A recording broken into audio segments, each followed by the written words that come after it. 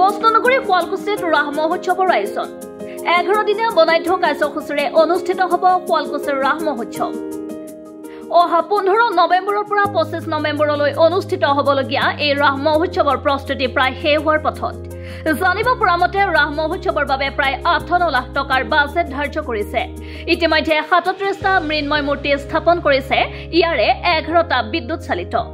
আয়োজক সমিতিয়ে জনোৱা মতে মূল মণ্ডপৰ সন্মুখতে প্ৰায় 21 ফুট উচ্চতাৰ ৰাম আৰু হনুমানৰ যুগল মূৰ্তি থাকিব। ৰাস মহোৎসৱৰ কাৰ্যসূচী অনুসৰি 11 নৱেম্বৰত হ'বলগীয়া সাংস্কৃতিক সন্ধিয়াৰ বিশেষ আকৰ্ষণ হ'ব জনপ্ৰিয় কণ্ঠশিল্পী নীল আকাশৰ গীতৰ শৰাই। তেনেদৰে 22 নৱেম্বৰত সাংস্কৃতিক সন্ধিয়াৰ মঞ্চত কণ্ঠদান কৰিব পাৰ্থ প্ৰতিম বৈশ্যই। আনহাতে 23 নৱেম্বৰৰ নিশা অৰ্ণৱ পুতলা থিয়েটাৰৰ দ্বাৰা পুতলা নাচ প্ৰদৰ্শনৰ লগতে উপস্থিত থাকিব কণ্ঠশিল্পী নৱনীতা শৰ্মা আৰু দেৱজ্যোতি নাথ। ইয়াৰ উপৰি 25 নৱেম্বৰত সাংস্কৃতিক সন্ধিয়াৰ আন এক বিশেষ আকৰ্ষণ হ'ব পশ্চিমবংগৰ জনপ্ৰিয় কণ্ঠশিল্পী মৰ্মিতা মিত্ৰৰ গীতৰ অনুষ্ঠান। ইয়াৰ উপৰি আটকধুনীয়া মূল প্ৰৱেশ তোৰণ, জীৱন্ত ৰাস, সুবৃহৎ বস্ত্ৰমেলাৰ লগতে অত্যাধুনিক আনন্দ মেলা অনুষ্ঠিত হোৱাৰ কথা উল্লেখ কৰিছে আয়োজক সমিতিয়ে। 58 লাখ টকাৰ আমি বাজেটৰ ধাৰ্য কৰিছোঁ, হয়তো অলপ কম বেছি হ'ব পাৰে। কিমান ষ্টল ৰাখিছে? ষ্টল আমাৰ টোটেল থাকিব 37-38টা, তাৰে আমাৰ 11টা থাকিব আপোনাৰ বৈদ্যুতিক চালিত হ'ব। আৰু তাৰ উপৰি আমি এইবাৰ আমাৰ মণ্ডপৰ ঠিক সন্মুখতে আমাৰ প্ৰায় 21 ফুট উচ্চতাৰ এটা আমাৰ ৰাম আৰু হনুমানৰ যুগল মূৰ্তি থাকিব আৰু সেইটো আকৰ্ষণীয় হ'ব। আমাৰ 15 নৱেম্বৰৰ পৰা আৰম্ভ হ'ব, 25 নৱেম্বৰলৈ 11 দিনীয়া কাৰ্যসূচী। কাৰ্যকৰী সভাপতি মহোদয় 15 নৱেম্বৰৰ পৰা 25 নৱেম্বৰলৈ আমাৰ ৰাস মহোৎসৱ উদযাপন কৰা হ'ব শুৱালকুছি বালিচৰত। আৰু আমাৰ এই ৰাস মহোৎসৱৰ বিশেষ আকৰ্ষণ সাংস্কৃতিক মঞ্চত আমাৰ 21 তাৰিখৰ পৰা থাকিব।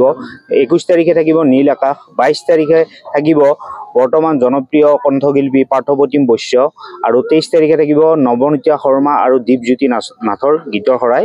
আৰু 24 তাৰিখটো এতিয়ালৈকে আমি কনফাৰ্ম কৰিব পৰা নাই, যদিও তথাপিতো শংকুৰ ৰাজৰ লগত আমাৰ কথা বতৰা হৈ আছে, কিন্তু এতিয়ালৈকে চুক্তিত স্বাক্ষৰ হোৱা নাই। সেইকাৰণে আমি সেইটো ফাইনেল দিব নোৱাৰোঁ। আৰু 25 তাৰিখে আহিব ৱেষ্ট বেংগলৰ জনপ্ৰিয় কণ্ঠশিল্পী মৰ্মিতা মিত্ৰৰ গীতৰ শৰাই। আৰু ইয়াৰ উপৰিও আমাৰ সাংস্কৃতিক মঞ্চত দুখন হ'ব। এই দ্বিতীয়খন সাংস্কৃতিক মঞ্চত 17 নৱেম্বৰৰ পৰা 22 নৱেম্বৰলৈ আমাৰ প্ৰজাপিতা ব্ৰহ্মা কুমাৰীৰ জীৱন্ত ৰাসৰ প্ৰদৰ্শনী এটা হ'ব। আৰু 23 তাৰিখৰ পৰা 25 তাৰিখলৈকে দ্বিতীয়খন সাংস্কৃতিক মঞ্চত আমাৰ অৰ্ণৱ পুতলা থিয়েটাৰৰ দ্বাৰা আমাৰ পুতলা থিয়েটাৰ প্ৰদৰ্শনী হ'ব আৰু সম্পূৰ্ণ বিনামূলীয়া হ'ব। এইখিনি সকলো ৰাইজৰ বাবে মুকলি থাকিব। আৰু লগতে আমাৰ ৰাসৰ বিশেষ আকৰ্ষণ হিচাপে থাকিব আনন্দ মেলা। ইয়াৰ লগতে আমাৰ আৰ্ট ট্ৰেডৰ এতিয়ালৈকে চেংচন হৈ গৈছে, তথাপিতো আজি হয়তো ৰাফ এডৰ লগতো আমাৰ এইটো চেংচন হ'লে আমাৰ শুৱালকুছিত 2খন বস্ত্ৰমেলা আহিব। ইয়াৰ উপৰিও আমাৰ মূল মণ্ডপত সুউচ্চ ৰাম আৰু হনুমানৰ প্ৰতিমূৰ্তি থাকিব।